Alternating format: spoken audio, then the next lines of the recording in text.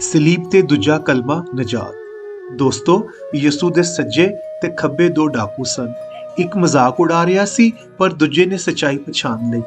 ਲੂਕਾ 23 ਬਾਬ ਉਹਦੀ 43 ਆਇਤ ਵਿੱਚ ਲਿਖਿਆ ਹੈ, ਉਸ ਆਖਿਆ, ਐ ਯਿਸੂ, ਜਦੋਂ ਤੂੰ ਆਪਣੀ ਬਾਦਸ਼ਾਹੀ ਵਿੱਚ ਆਵੇਂ ਤੇ ਮੇਰਾ ਚੇਤਾ ਰੱਖੀ। ਯਿਸੂ ਨੇ ਉਹਨੂੰ ਉਹ ਜਵਾਬ ਦਿੱਤਾ ਜਿਹੜਾ ਸਾਡੀ ਜ਼ਿੰਦਗੀ ਬਦਲ ਸਕਦਾ ਹੈ।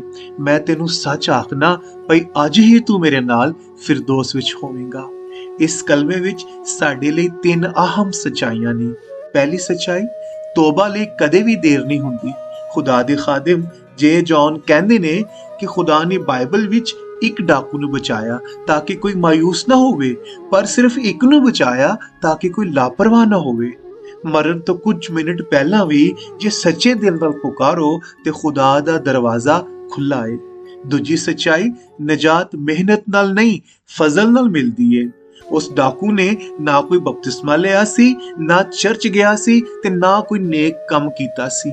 ਉਹ ਸਿਰਫ ਯਿਸੂ ਦੇ ਫਜ਼ਲ ਦੇ ਸਹਾਰੇ ਬਚ ਗਿਆ।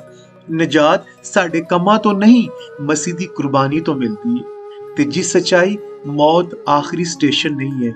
ਯਿਸੂ ਨੇ ਆਖਿਆ, ਅੱਜ ਹੀ। ਇਹਦਾ ਮਤਲਬ ਹੈ ਕਿ ਮਸੀਹ ਵਿੱਚ ਮਰਨ ਵਾਲਿਆਂ ਲਈ ਮੌਤ ਸਿਰਫ ਇੱਕ ਕਮਰੇ ਤੋਂ ਦੂਜੇ ਕਮਰੇ ਵਿੱਚ ਜਾਣ ਵਰਗਾ ਹੈ। ਦੁੱਖਾਂ ਦੀ ਦੁਨੀਆ ਤੋਂ ਸਿੱਧਾ ਫਿਰਦੌਸ ਦੇ ਸੁੱਖ ਵਿੱਚ ਸ਼ਾਮਿਲ ਹੋਣ ਵਰਗਾ ਹੈ। ਇਸ ਕਲਮੇ ਦਾ ਨਿਚੋੜ ਹੈ, ਅੱਜ ਤੁਹਾਡਾ ਮਾਜ਼ੀ ਕਿਹੋ ਜਿਹਾ ਵੀ ਹੈ, ਯਿਸੂ ਤੁਹਾਡੇ ਨਾਲ ਤੁਹਾਡਾ ਮੁਸਤਕਬਲ ਬਦਲਣ ਲਈ ਤਿਆਰ ਬੈਠੇ ਨੇ। ਤੁਹਾਡਾ ਇੱਕ ਸੱਚਾ ਪੁਕਾਰਨਾ ਤੁਹਾਡੀ ਪੂਰੀ ਅਬਦੀਅਤ ਨੂੰ ਬਦਲ ਸਕਦਾ ਹੈ। ਖੁਦਾਵੰਦ ਤੌਫੀਕ ਅਤਾ ਫਰਮਾਓ ਕਿ ਅਸੀਂ ਆਪਣੀ ਜ਼ਿੰਦਗੀ ਯਿਸੂ ਨਜਾਤ ਦੇਹਿੰਦਾ ਦੇ ਕਦਮਾਂ ਵਿੱਚ ਰੱਖ ਦਈਏ। ਆਮੀਨ।